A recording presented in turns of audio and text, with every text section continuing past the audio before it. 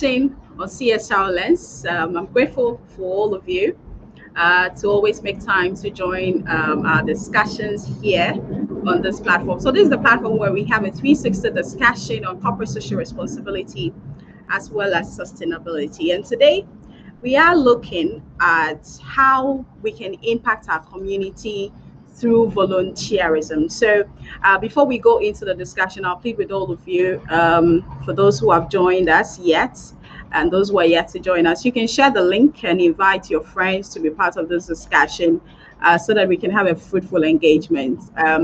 Every point in time, when people see others volunteering, they ask questions that, oh, how can I be part of this? How can I be a volunteer? How do I dedicate my time and talents to be part of this discussion? It's to be part of a family that does good in communities. And so today we are looking at how best we can impact our community through volunteerism. And we're speaking to three individuals who have over the years dedicated their time, their talents, and resources to contribute to community development. And so I have with me Mr. Andrew Sofosuhene, who is president nominee for the Rotary Club of Accra East. And then he's also an author. I mean, along the discussion, I'm sure he will be telling us about his publication, the book that he authored recently.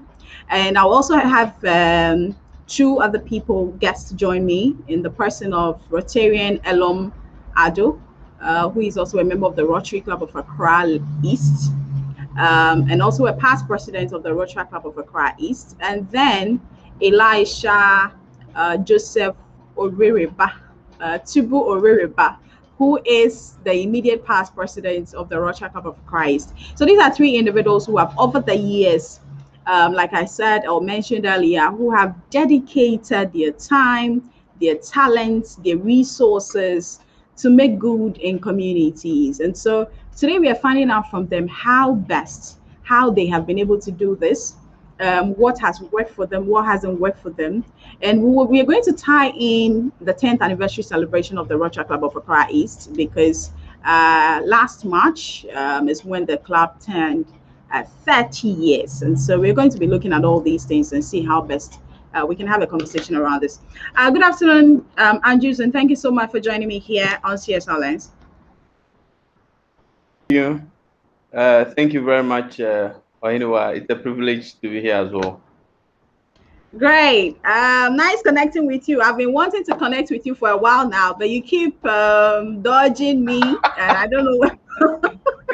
Well, let's say that there's time for everything, and this is the time for me to be here. So, yes, I'm very delighted and highly elated to be on your show. Thank you. Great, thank you for joining me. I'm also grateful to have you. So I am. Let's start with you before we delve into the book that you have authored. Let's start with you. At what point did you decide to be a volunteer? As your Twitter name suggests, Volunteer Andy. Yes. My Twitter name suggests Volunteer Andy. Suggested Volunteer Andy some until about 2 weeks ago, where I had. Oh, you decided to yes, of course. I've changed it for. I mean, I've been able to achieve the reason for which I named my Twitter handle Volunteer Andy, and so I changed. It's going through another phase of rebranding. So now it's AA Ofusuhene. I see. Yes, at AA Ofusuhene. So that's basically it. And to your question, that at what point did I decide to volunteer? Okay, so there's a story behind it, and it will be one of the few times that I'm sharing it. In fact, moving from senior high to the university, I failed one of my courses. That's elective maths. I had a capital F in an elective maths subject, even though I passed the rest of the subjects. Fortunately for me, because I read four elective courses, it gave me Mm-hmm. a leverage that I was able to enter the university with, because you had to pass three core subjects and three elective Yeah. subjects. So I got there and I told myself one thing, that I wasn't going to fail any math subject again. That's the University of Professional Studies. Then I started taking my studies a bit more seriously than I did whilst I was in senior high. So attending double lectures. So I was a morning student then. I go for morning lectures, I go for evening lectures, and weekends, if I have nothing doing, I go for weekend class as well. So one person, even though I registered to be a morning student, I was attending three different lectures as much as possible, just so I don't end up failing the the course. I mean, any math subject again. So I think Mm-hmm. after the first semester, for the first time ever in my life, I had five A's and two B's. I was shocked. I didn't know. I was shocked at myself that I'd been able to get something like this. Then it dawned on me that, okay, if you can do this, then you can actually do better. So I started taking things a bit more seriously, which translated into other subjects. So it was in level 100 second semester when I was in the library. I was reading one sociology book which recommended that as a student, you don't only need to focus on your academics. You should also find a way of building on your soft skills, i.e., looking for other avenues by which you can offer your services. So then I said, okay, the same book recommended Rotary, then Enactus Toastmasters, and then a Lions Club. These four clubs. Unfortunately, Toastmasters was not on our university campus. Lions was not on our university campus, but Rotary was on the university campus. That was the youth wing of Rotary, so to say. I beg your pardon. So I said, okay, there's this lady who has been talking to me about it on so many occasions, but I didn't find the need until I'd read that book and I decided to pay them a visit. So I paid them a visit and I sort of liked it, the way they went about the activities. And also when I went through the training, I felt like, oh, this is an opportunity for me to develop more my soft skills as an individual and also add to knowledge. So, yes, I think at that point, that was somewhere in 2009, even though I might say that within my I was learning how to play the instrument back in church. So yes, helping to pack things without being paid, of course. So yes, the volunteering started from there, but I found it a bit more. Uh, uh, um, I appreciated it a bit more when I started doing things to help the less privileged in society. So yeah, so I'll say in 2009 was the point I started to volunteer. Thank you. Interesting. How has it been for you? I know that a lot in this country, especially looking at our economic standards. Okay, a lot of the time people are looking for avenues where they would be financially rewarded for the things that they do. And so, how has it been for you? Just, I mean, involving yourself in a voluntary work that is not financially rewarding. Okay, so financially, yes, it's not been rewarding, but I would then say that indirectly, it's been rewarding. And there's this quote in Rotary Circles that he says, Rotary will reward you best if Rotary rewards the best. I'm paraphrasing. Rotary reward best if you serve most.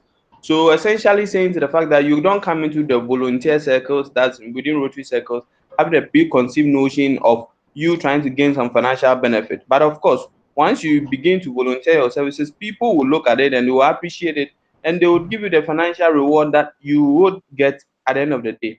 So I come from a background where you are asked to do something not because you expect something in return. No, even like I told you, I was the one who taught me how to play the musical instrument. That's a set of drums. Didn't charge me for it. So any circles I go to, and there's a free drum to play in there. Of course, I go and play, and then I just pick my sticks and I leave without expecting any financial reward in return. And this is something I've been doing since primary six, form one. Yes. So yes, you don't get a financial reward, but in the end, you get something which more often than not, you it's better than the financial reward you would have gotten immediately if you were charging for those services that you were rendering.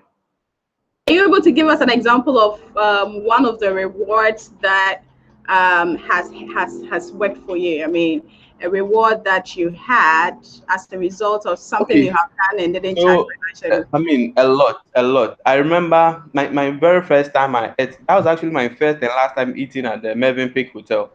Um, so I started my volunteer circles, and I remember it so well that it was the first time something like that was happening to me. So I started my volunteer circles in 2009, like I indicated earlier. I did my best playing everybody's role for him. Anytime the treasurer is absent, I try to take the treasurer's report. When the sergeant at times is absent, I try to put the place in order. When the membership director is absent, I try to take the membership report, attendance report. I mean, any single person who is not present in a meeting, I try to occupy that particular space with the mindset that I was building on my soft skills. At the end of the Rotary year, I was awarded the Retractor of the Year award in 2009. It was my first time, and as part of the award, our sponsor club, then the Rotary Club of Accra East, um, sponsoring the Rotary Club of University of Professional Studies, they gave some slots for people to attend the presidential ball. And in the presidential ball, you were supposed to come in your three-piece suit and then come and enjoy.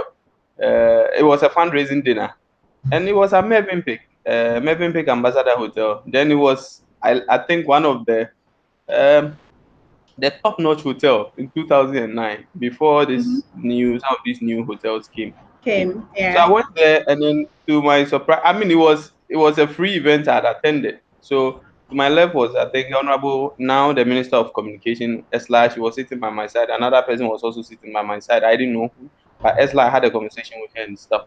So at that point, I realized that once this is something I just did and it's gotten me to this level. So what else can I do to actually help me in my volunteer journey that I've decided to embark on? That is the first one. The second one that I can remember off the top of my head was somewhere level 300. I saw this conference happening, the third African HR conference being organized by OML Africa. Then I wanted to attend, but then it was, I think, $350. I mean, I was a student then. This was in 2013, some years back. $350 to attend a conference, the Third African Human Rights, and I really wanted to go for the conference. So I quickly sent them an email that I wanted to volunteer to help them organize that particular event, with the mm-hmm. intention that once I decide to volunteer, I'll get access to the content of the event itself. So I attended. They gave me a day to come to the office. I went to their office, had some sort of a briefing of what to expect at the conference and what my role specifically would be. At the conference, I Yeah, met human resource leaders across Africa from different sectors, the banking, the telcos, and everything. So, and the good thing about volunteering that I noticed there was, because I was a volunteer organizer at the event, I had access to all the speakers and all the attendees in the event. All right. So we exchanged yeah, complimentary cards and everything. When we got to the internship, I helped other people, other mates of mine, to be able to get the internship slot in some of these organizations. And it might interest you to know that at the end of the event, all right, even though I didn't go in with the mindset of being paid for that particular service I'd rendered, the organizer gave me some TNT. And I remember then I was sitting in the Trotsky. Uh, they dropped me off around Akweji interchange. And they gave me a white envelope. So I took the white envelope, went into the Trotsky. I was in the Trotsky. I opened the envelope in the Trotsky, and I felt like getting out of the Trotsky and boarding. Then Uber wasn't that Uber wasn't that popular. I felt like telling the driver's mate to just stop the car and I'll get on board the next taxi because and you're I'll go. rich. Because then I was having a lot of money and I'd also gained the knowledge which I originally intended to get. So yes, Yeah, you don't go in with the mindset of trying to, as it were, get some financial reward, but in the end it was financially rewarding and also intellectually benefiting for me as a person. Yes. great. Elom, you have joined us. Thank you so much for your time and thanks for joining us. I know today is a busy day for all of us, but we've all tried to make time for this discussion. Let me quickly find out from you. how the whole volunteerism thing started for you. As Andy has elucidated on his part, how it started for you. How did it start for you? Thank you very much, and thank you for having me this evening. And for me, it was just by accident. So I had someone invited me over to the Rotaract meeting. I didn't know what it Okay. was. I wasn't expecting anything. It was just a meeting I was attending.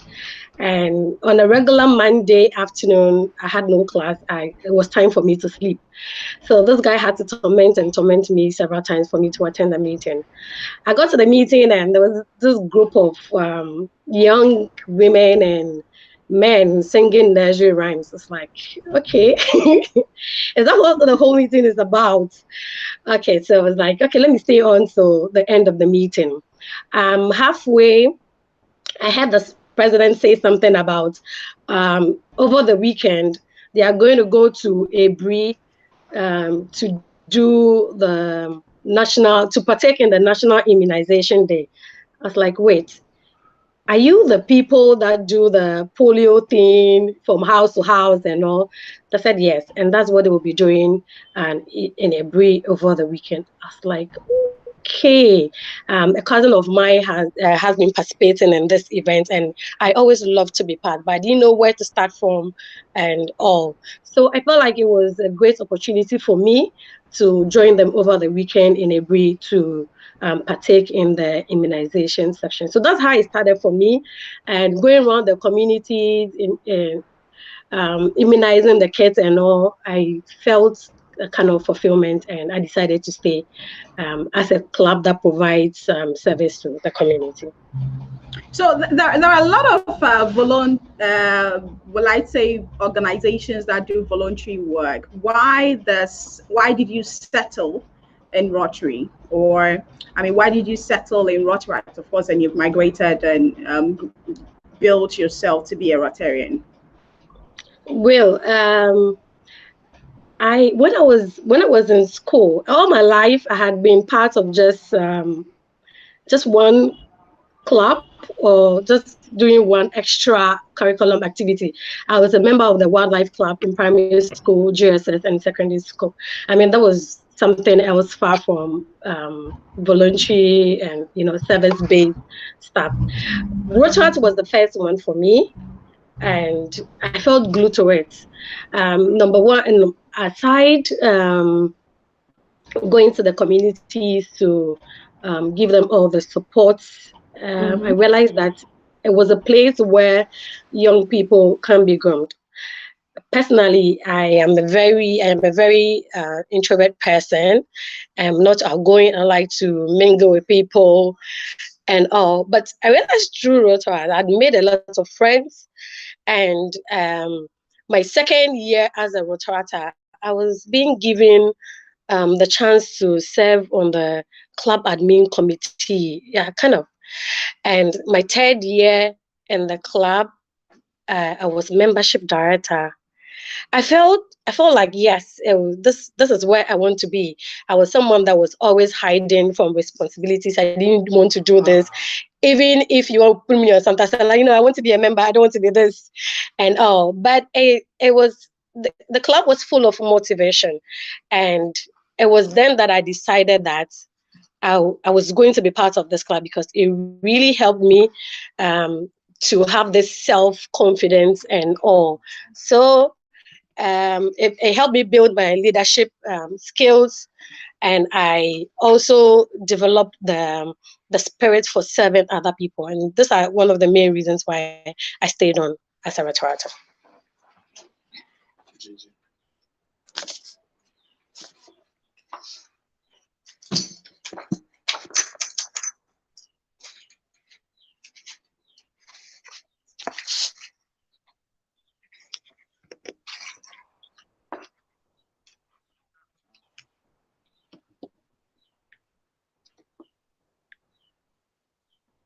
Hi, are you there?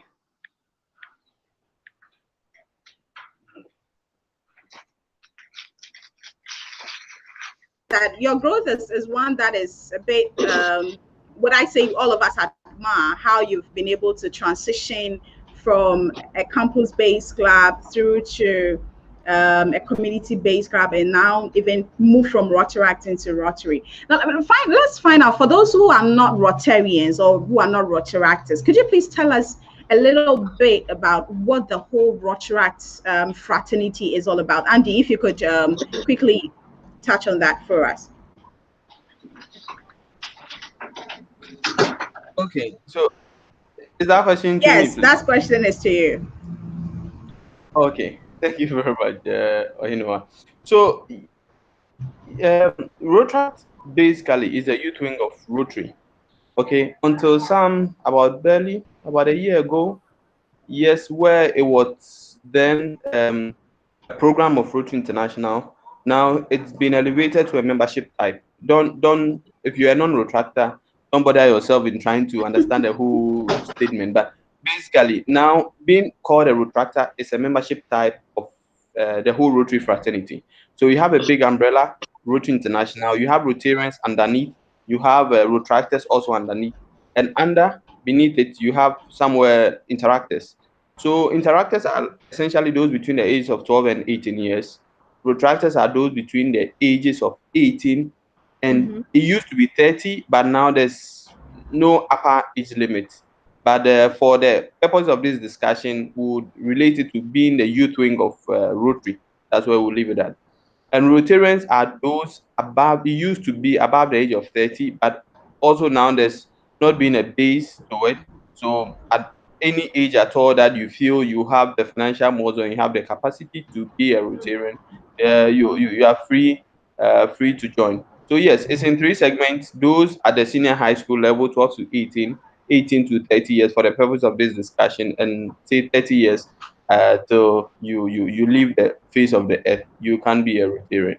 So that's basically it. Okay. Do And you have something also else? for Yeah. and also for this discussion, there are over 55 Rotary clubs currently in Ghana and over 100 in the district. And in the district in Ghana here we are made up of four countries. That's Ghana, Togo, Benin, and Niger, making up the district 9102. That's like a segment that makes up the whole Rotary International. So yes, four countries making up the district, and thousands and thousands of over 1,500 Rotarians within our district. I can assure you, once you're a Ghanaian from Accra to Bolga, from Aplao to Axim, you are definitely likely to find a Rotary club near you. And if you are within a particular space and you are not sure which Rotary club is there, you can just Google rotary.org and go to the club locator and find the closest club that it's very closer to you in terms of proximity. And you get the day, the time, and then a contact person of anyone who you can call and then visit them. And that is one aspect of what road practice. The second thing is about what we do. Largely, we do community service. So we essentially identify the needs in our community and find ways to raise funds to meet those needs. These needs largely should be within the areas of what we know as the 6 areas of focus. That is maternal and now 7 areas of focus. We are in the transition stage trying to add on a few things. So just bear with me.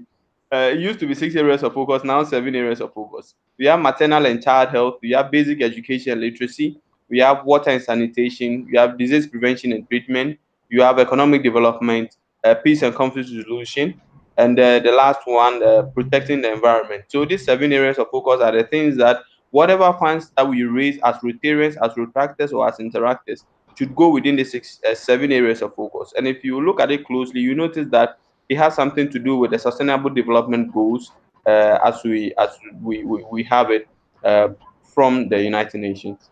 Yeah. I don't Okay. know if Great. Lieutenant Elon has something to add. Please have anything to add to what Andy has said already? I think he's basically said what charters are and what we do. So those young people come together to collaborate with other people and partners to make sure that our humanitarian service projects that we do are sustainable, and they bring peace, they bring friendship, and able to solve some of the problems in our communities. I mentioned earlier on that the first time, or what made me to join the club, was just a meeting. But after the meeting, it goes beyond um, just coming to the meeting and showing up for the meeting every week. It goes to the extent of accepting that you are not part of a community. You need to help. You take responsibility for them. You take initiative, and you make sure that all your efforts that you put together are able to be implemented successfully. Yeah. Great. Now we would be coming to how people can be part of volunteerism. It's something that a lot of the time people get to ask some of us. How do you get to volunteer? How do you become part? How do you dedicate your time?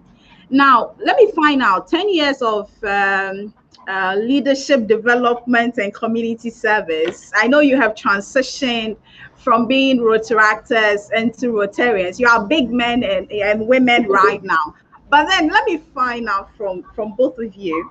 Um, how was your journey within the Rotary Club of Accra East? And when you say the theme, leadership development and community service over the last 10 years, what exactly are you talking about?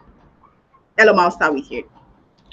All right. So I'm sure you're referring to our Rotary Club, the Rotary Club of Accra East.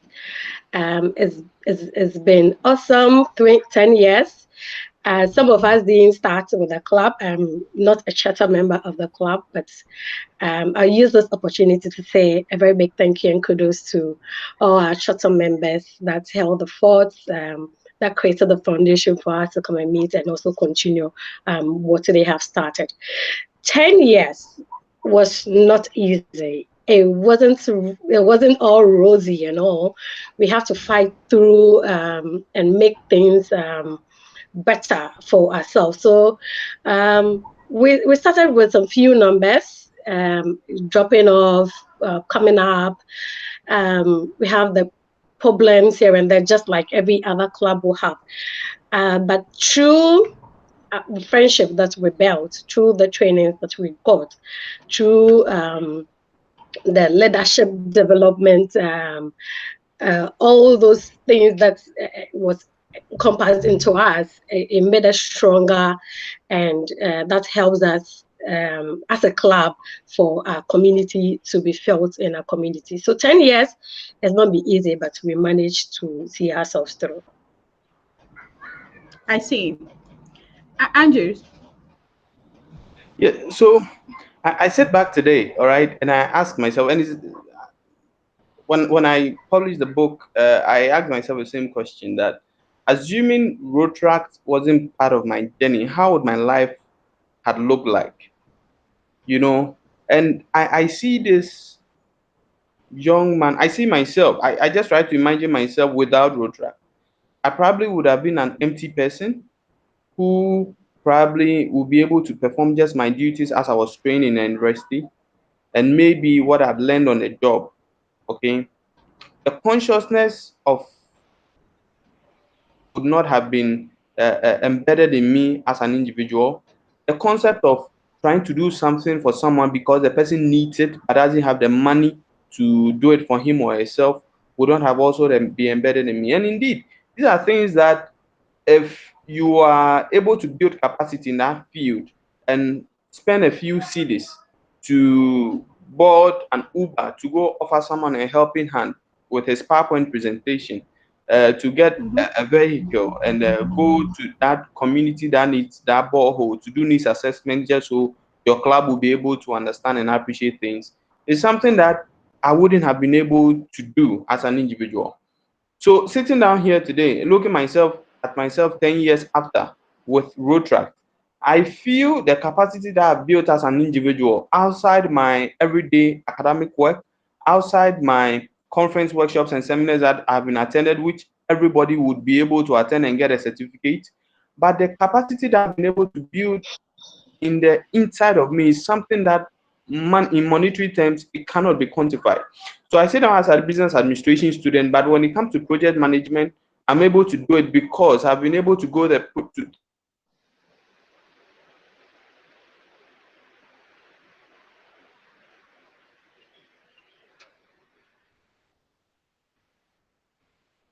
through the project life cycle on a person. It's been 10 years of voluntary service, being able to put a smile on the faces of those who have none to give. It's been 10 years of very insightful and impactful programs and projects.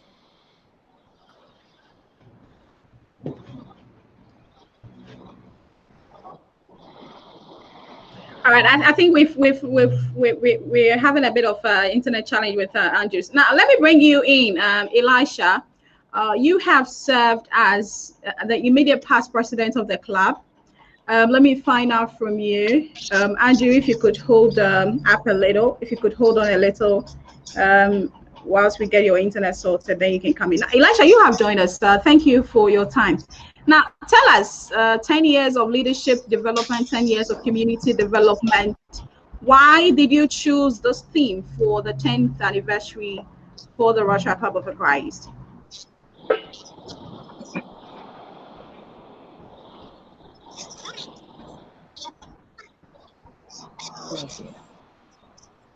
Hello, Elisha.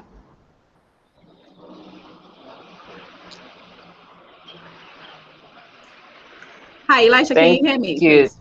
Thank you very much. For the past 10 years, we have done a lot of sacrifice, our members sacrificing. Yes, can you hear me, please? Yes, please. Please go ahead. Yes, I can hear you. Okay, so kindly go ahead. We can hear you loud and clear. Yes, I can hear you. Thank you. Yes. So for the past 10 years, we have done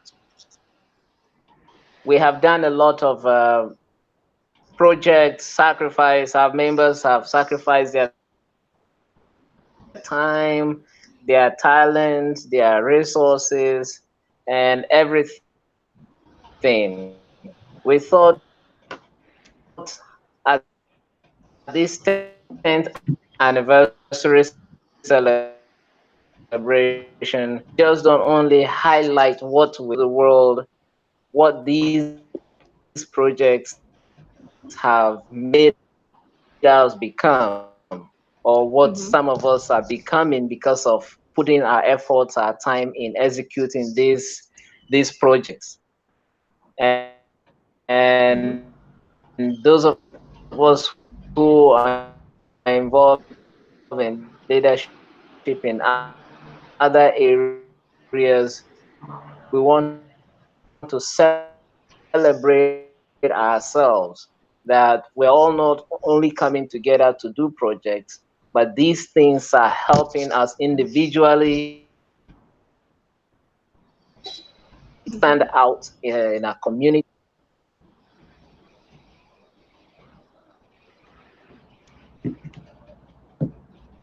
Okay. Are you able to tell us the level of impact you have had so far? I know that you yourself have served as a great leader. What other level of impact have you made in terms of leadership development? And then you move on to maybe community service impact.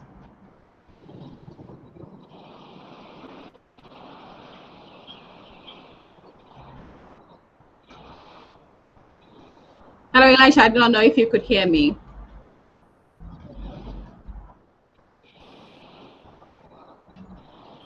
So I am asking if what level of impact have you achieved so far?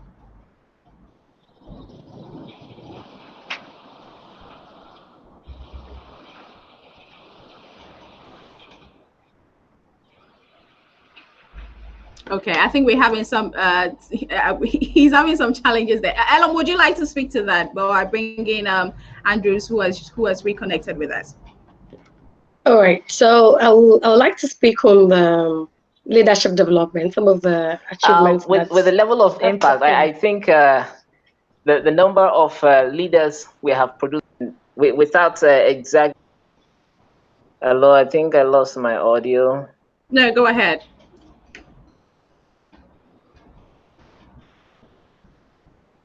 Please go ahead, please.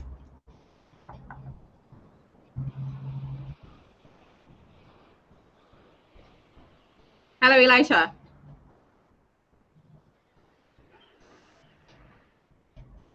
All right, Elam, you can go ahead whilst he sorts himself out, please. All right. So one of the impacts for our leadership development will be grooming of some leaders in our club and Rochas in general. So I wouldn't say just developing leaders. I would say we have produced top-notch leaders that have held highest positions in Rochas, and not just the top position, but other leaders that are set in the club level and also beyond the club level. We have our members, some of our members serving on the Rotary District board. We also had some of our members serving on the district, Rotary district levels and other national committees. And as a club, I would say I'm so proud of ourselves that we have produced 3 Rotary district representatives for us. We didn't let that stay. We went ahead to get 2 national office coordinators, or we call them the GRDs, or equally country chairs. I must say that this didn't happen as a chance or by chance to us as a club. We didn't wake up just one day and said, "Oh, we want this member of our club to be this. We want this member of our club to be that." It was a planned effort. It was really carefully organized so that we can have our members grow to be able to take up this leadership position. And I must say that at the club level, even we make sure that we have an organized succession plan, a very detailed one that as at when a watching year ends, we have our president-elect waiting, our president's nominee is waiting. And before they take office, we make sure that all these leaders go through the necessary trainings that they need to be able to occupy the position. So I would say that one of our biggest achievements based on leadership development is the things that I've mentioned, and it's been awesome. Andrew, do you share same insights? What do you think has been the club's biggest leadership achievements, leadership development achievements? I beg your pardon. Yes, yes. I share the same sentiments as elucidated by President Elon. And indeed, there's one thing that I'd want to highlight on that. It didn't happen by chance. It was an intentional something that the club put in place, i.e., putting together a strategic plan and making sure that in a strategic plan that the club wanted to groom leaders, and that's something they were clear on from the beginning. So anytime there's a role that comes, we have to prepare people through the ranks and make sure that they have the necessary skills sets, both administrative and technical, to be able to man whatever office that is handed over to them. Yes, circumstances might not allow certain people to be able to deliver on their mandate, but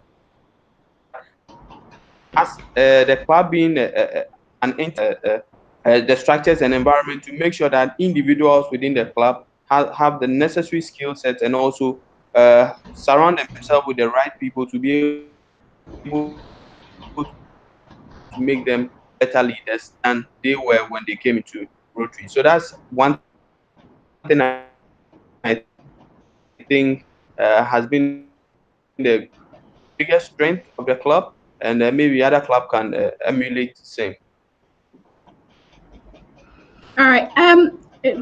Elam, you have been a past president of the club, so that is why sometimes I get to want to hit you with these questions. But let me find out. Strategically impacting communities. What has been the role of the club in terms of ensuring that you touch people with you touch base with people within the communities? Because I know that one of the priorities for Rotary and Rotaract clubs is to ensure that communities are well impacted. And so, when it comes to that aspect, what have you been able to achieve? All right. So I'll start by saying that one of the reasons why we are Rotaractors, or one of the reasons why people decide to join the club is to offer service to the communities. And Rotaract by itself has a motto that says fellowship through service, where we come together to brainstorm on the ideas and discuss the problems in the community. And the service is actually when we go ahead to implement the sustainable projects that we offer to communities to relieve them of the problems that they have. 10 years along the line, we have impacted the community that we have served immensely. We have done that through diverse ways. As we all know, Andrews mentioned earlier on that our projects are all underlined with the areas of focus. He listed some of them. We as a club, we have gone ahead to do projects that helps to promote peace. We have embarked on projects that helps to um, create awareness of how it focuses on how to prevent disease and also treatment. I also want to mention that our annual Global Hand Washing Day project also had gone a long way to help a lot of basic schools to be able to keep themselves clean. And we all know how sanitation issues are around here in this country. So through this project, we're able to help the basic school children on sanitation, water and sanitation, and etc. We embarked on several projects like I can't mention all of them. And one of our continuous projects that we are doing is under the basic education and literacy, where we are building a 6-unit classroom block for the people of Akbafu in the north western region of Ghana. It's been good. It's been fun helping our community on all. So I can say that as a club in the past 10 years, we have done or impacted more than 30,000 lives. We have spent more than 500 plus volunteer hours just serving our communities. And we say that this is just the beginning. We are celebrating 10 years. But as a club, this is just the beginning for us, and we have a lot more to do as a club. Great. Elijah, you have joined us.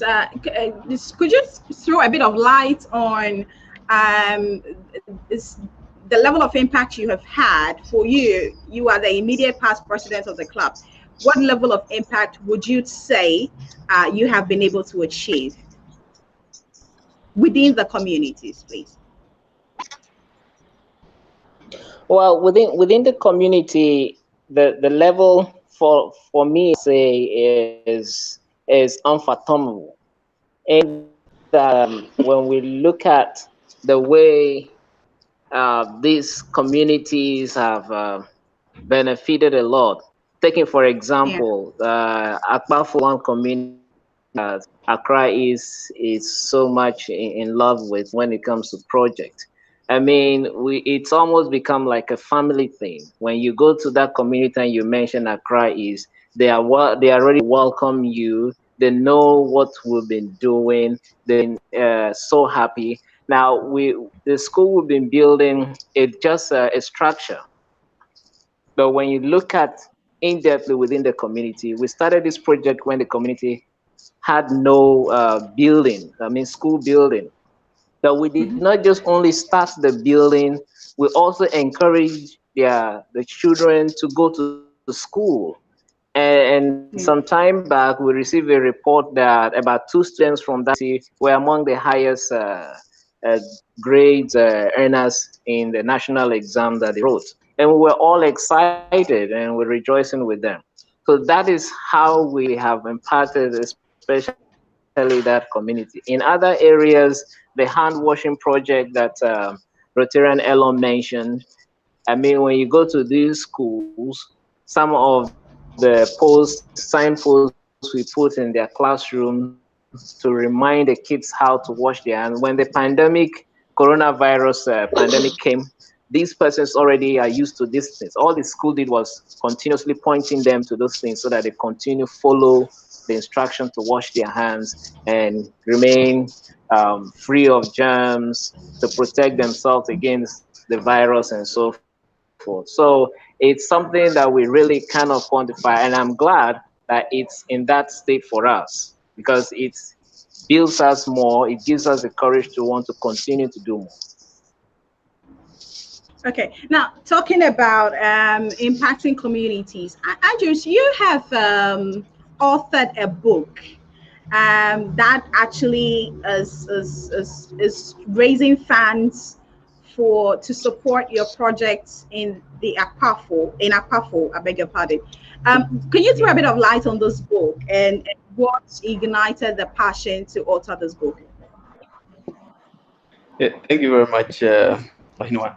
So this book actually stemmed from my mentor, Assistant Governor Gertrude Akbalu, who on my birthday she got me a book, and I think 2 years ago on my birthday she got me a book, and a year later we went for a conference in Hamburg, Germany, and she also got me a second book. The title of that book was Chapter One. So when she got me the book, I made a promise to her that on my 30th birthday, I'll also author a book. Then she was like, okay, she'll be looking forward to it. So I started putting the contents together and everything. I mean, fortunately or unfortunately, COVID came through.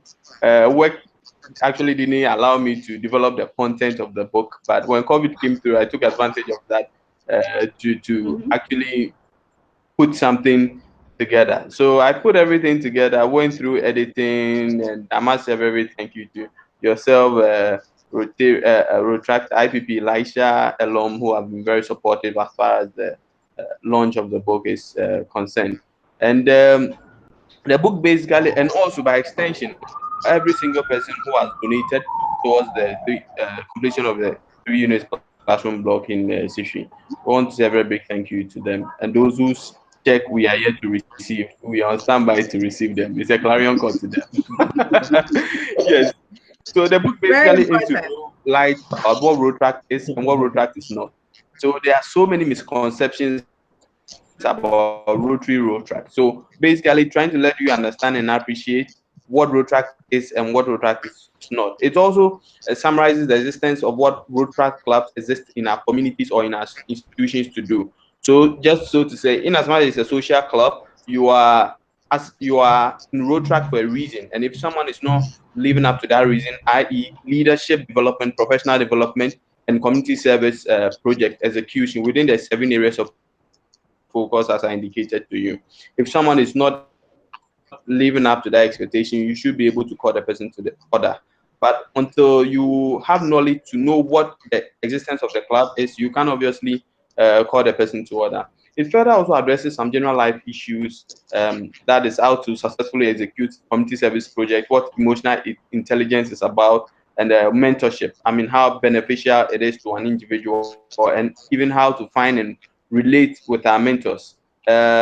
Basically, it's a document, a book, which I would say that is ideal for persons who want to start or are within their volunteer journey and within Rotary Road Track as well. And also those who are facing certain challenges. Again, I say something that wherever you want to get to, someone has already been there. So these thoughts that I've shared with you, they are not only my thoughts, they are thought of the past 5 DRs who were there before myself, and they are also carrying thought of individuals who are volunteers, club presidents, issues that are relating to them within Ghana, Togo, Benin, and Niger, and also some contribution from Germany, Kenya, as well as Australia. So yes, as much as it is something that is authored by me, the content of the book is actually spread across the globe. So you largely be able to relate to it wherever circles you yourself. So that's basically Now, in terms of people who are not part of the fraternity, who are not Rotaractors or Rotarians, how do they benefit from this particular material that you have put out there? Mm-hmm. Okay, so I said something that volunteering wherever you are, you have the opportunity to volunteer. And the issue about volunteering is you don't need to be in Rotary before you volunteer. Even within your church, you can volunteer in there. Within your mosque, you should be able to volunteer in there. Within wherever your workspace. I remember there was this time I was working with one media monitoring firm. I'm sure I've told you this story before. And there was this gentleman, for obvious reasons, I wouldn't want to mention the name of the organization. There's this gentleman who was, instead of working, he was actually doing other things. At the end of the month, the supervisor had to prepare a report, and his report was left with a lot of spaces. We were about 25 media monitors, okay, and they asked every single one of them who wanted to volunteer to do the guy's work for him. No one. His friends came to me and they were telling me not to accept the job because they knew that I would go in for it. So I looked at them and told them that I cannot do that. So I told the supervisor I like talking a lot, so he should let me work in the evening in order to catch up with the guys thing. And here was the thing: we were monitoring live TV and live radio. All right. So if I do one day of the guy's work, an additional day will come. I don't know if you do. He has a backlog of a whole month. So I'm supposed to actually work for more than go over and beyond the one day thing. There was a night that I was able to do 5 days job in one day. You understand? 20 hours a day. The 4 hours left, I used 3 hours to sleep, and then 1 hour was my transportation. 30 minutes walk to the house and 30 minutes walk back. And I did that continuously for a whole month. So wherever you are, even in your offices, within your church, within your social circles, your alumni group that you are part of, for which you can volunteer.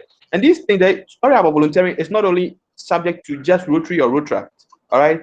And the issues surrounding it is cut across. I mean, issues of mentorship is a general life issue. Issue about how to handle projects is a general life issue. Issues about emotional intelligence is also a general life issue. So yes, even though about 40 to 50% of topics being discussed, they are related to road track. You also get other things that I believe would be of benefit to you as an individual. Start with you, Elisha, because I know you are emceeing an event and you probably want to leave us early. Let me find out from you, how difficult is it to be a volunteer?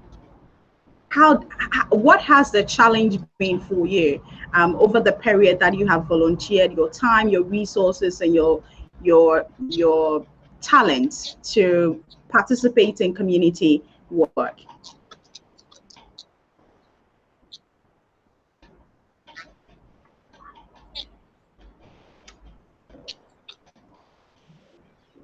Hello, Elisha. I think Thank you. we cannot The number hear one you. challenge I see that is I think is a common one is most times those who want to volunteer. Yes, Can you kindly hear go me now, ahead. Yes. please? A lot of people want to know first the benefit. For example, in Rotaract, those who are interested to join want to ask, what are the benefits? What will I get when I become a member? And so even in volunteering in other areas, a lot of people want to know what they will gain before they volunteer their time. And for me, my experience is that for the whole of my 4 years or 5 years, 5 years in doing my undergraduate program, I was a volunteer. And within this period, I I sacrificed my time when I return home late at night. Sometimes at night I don't sleep, and because I need data, the midnight data was good for me. So I'll stay awake to ensure I do my assignment. I have to report to work by 8, and within the day I have to conduct trainings. I have to do this. I have to do that.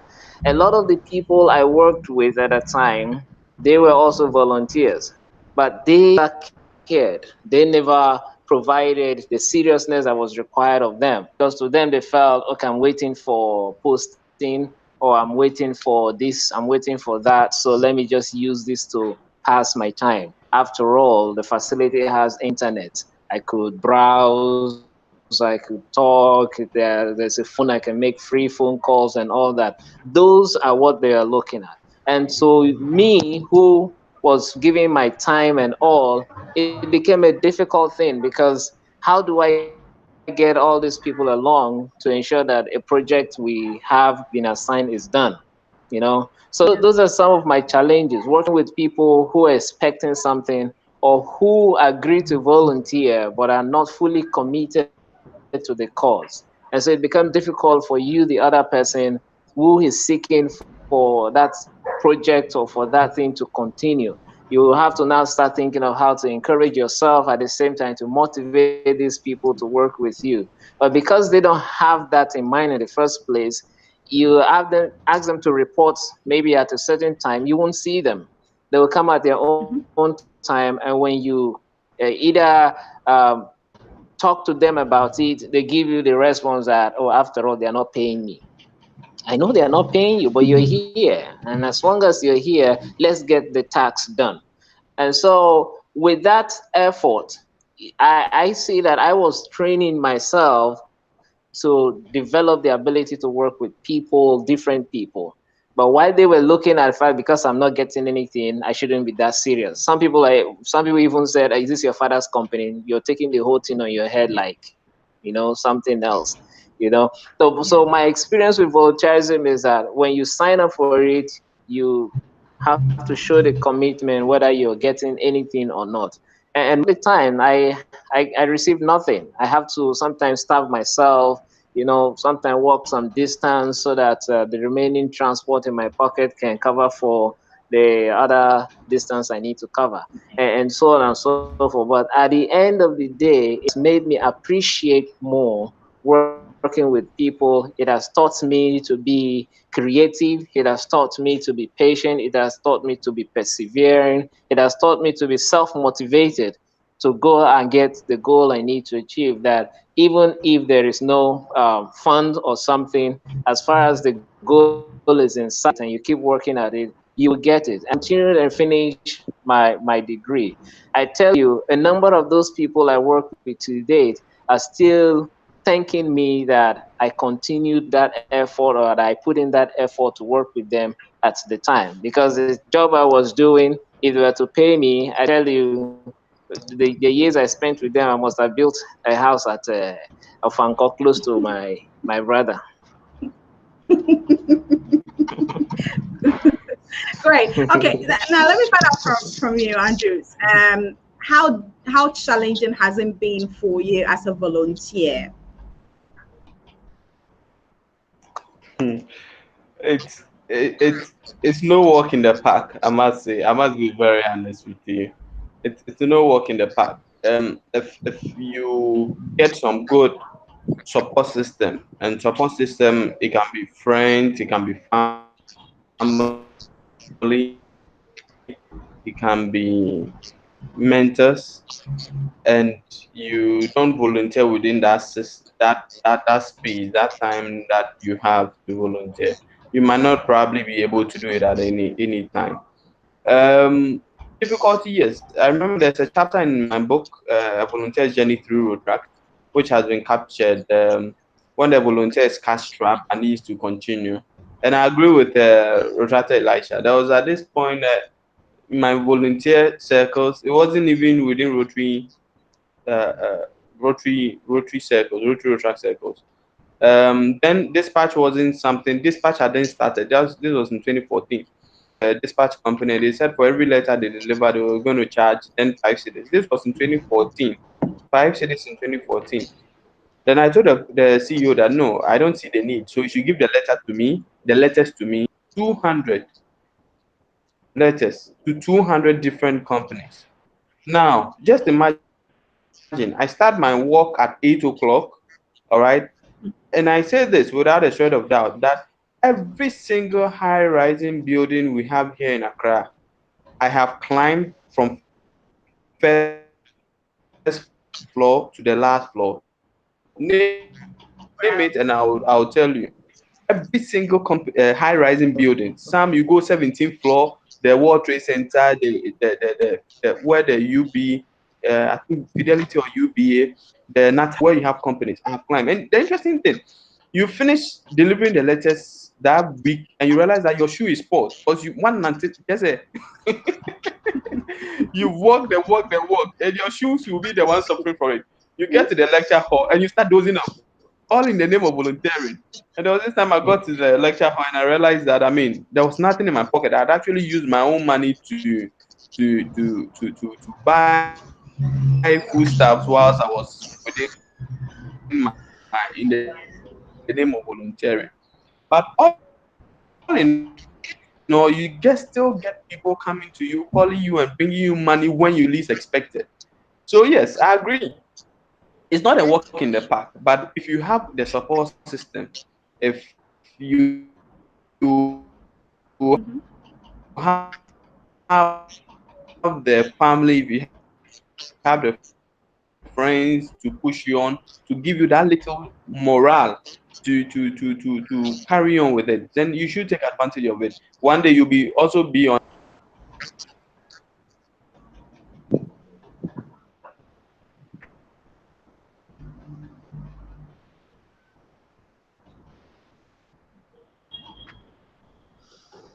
Hello. Okay. Hello. Um. Now, yes. Thank you for that, Elamite. I don't know if you're still there. If you would want to throw a bit of light on your experience, with regard to challenges that you have faced as okay, so we've lost Elon there. But then let's conclude. With our time is up, but let's briefly conclude. What would you tell somebody who is watching us who would really want to be part of volunteerism? What are the three things that this person has to do or take note of in order to try as much as possible to be part of the volunteering community? Elisha, let me start with you. One, Briefly. I would say be committed, be willing to sacrifice, and the last one I would say do your best. Okay. Andrew? Okay, so one thing that three things that I would give to any volunteer: respect the space of other volunteers. The fact that you've been given an opportunity whilst you are volunteering, there are certain things that will be opened up to you. Respect that space and give it the confidentiality it deserves. That's the first thing. Second thing, be ready to sacrifice your own personal wealth if you really want to volunteer. Sacrifice your personal wealth, your personal funds to if you really want to volunteer. The third thing that I would say is that come into the volunteer circles with an expectation to develop your personal self and not to get something financially. Develop self-development. Come into the volunteer circles with a mindset that you want to develop your personal being as an individual. So these are the three things that I would advise that I would give to any volunteer. Thanks. Great. Elam, you have joined us. Can you briefly tell us the three things that any person who would want to volunteer try and cultivate? Three principles that you think that any volunteer should cultivate. One, I think everyone should look beyond themselves. That is what I learned when I was World Heart President somewhere 2012, 2013, where we had to do a book donation and a deworming exercise in a deprived community in Accra. When we got there, we had thought we're in Accra, so everything was okay until I saw kids rushing into the school to just get books. And one of the kids came with the mother. The mother was like, the kids had been out of school for like a year because they didn't have all these things for themselves. And she was like, oh, thank you and everything. I was like, no, this monies we use to get the books and all the materials for you is coming from our own pocket. And that's our way of supporting your community. So as a volunteer, for me, it's all about the smiles that you put on people's face. You should always be looking beyond yourself and not what you're going to get out of what you give to people, as Andrew said. And the second thing I would say is that you should always be motivated. And personally, I always motivated myself. And again, as a member of my Rotary or my Rotary Club, I didn't look at what people were saying. I was self-motivated. I mean, my slogan was, if you don't do it, I'll do it. And if you are a volunteer and you wait for people to do things before you do them, then volunteering is not for you. You should always be motivated, no matter what. And as well, you should find a way to equip yourself.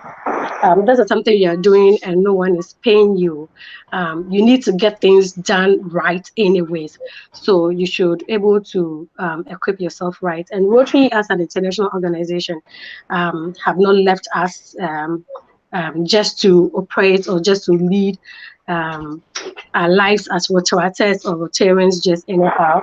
If you go to my Rotary, there is the learning center for all of us to go there to read, learn on different platforms altogether. I remember Andrews mentioned earlier that he is a business admin student, and now when it comes to projects and all, he can speak on the matter. It's similar to me. I was a business admin student, and thanks to Rotaract, when it comes to matters of projects, membership, public image, and public relations. I'm not an expert in it, but through Rotaract, I've been able to learn all these things. And I say it was through how I got equipped and all. So I can just share this too with you. Great. Be equipped and look beyond yourself. Awesome. Be equipped and look beyond yourself. And Andrew says that respect the space of others, be ready to sacrifice your personal wealth, and then self-development. And Elisha earlier talked about be committed, be willing to sacrifice, and do your best. Thank you, lady and gentlemen. I have enjoyed your discussion. I have enjoyed your insights that you've shared with us. And I want to believe that every person who joined us, they have learned a lot. Let me say a big thank you to Mr. Gabriel Kenakpalu for joining the discussion. I listened to you earlier this morning, and I must say, you have gingered me to do a lot of things for myself within my personal space. And of course, as an incoming leader of my club, I must say that you have incited me today in a positive manner to do the things that we have to do to be good leaders and to be impactful within our communities. I'm very grateful, Andrew's president nominee for Andrew Sofosuhine, president nominee for the Rotary Club of Accra East, as well as Rotarian Elom, a member of the Rotary Club of Accra East and past president of the Rotary Club of Accra East. She doesn't want me to mention that. I know she was also the committee chair for the 10th anniversary committee. Unfortunately, because she has transitioned into Rotary, so she didn't want me to mention all that. But we look up to all of you, and we're grateful for your time and all the insights you've shared with us. I'm very grateful, and I believe my audience have also enjoyed the discussion. Thank you. This is where we draw the curtains on CSR Lens. We have been discussing the topic impacting communities through volunteerism, and Andrew, president nominee for the Rotary Club of Accra East, has educated us, all of them, as well as Elom and then Elisha, who had to leave us because he's emceeing another event that all of us are supposed to be part of. I'm grateful for your comments, to Rotarian Mumuni Banzini. You joined us. Thank you so much. He's the president for the Rotary Club of Accra East. I'm grateful. Earlier we had AG Ajo, also assistant governor for Rotary District 9102. We had Era Song also joining us, Michael Kobi Delali Achu, Mr. Gabriel Kemapolu, I mentioned earlier, John Michael, who was my guest, I think about 2 weeks ago. You also joined the discussion. Thank you so much, everyone. I am grateful to all of you. See you same time next week. Bye for now. My name is Ohinewa Brown.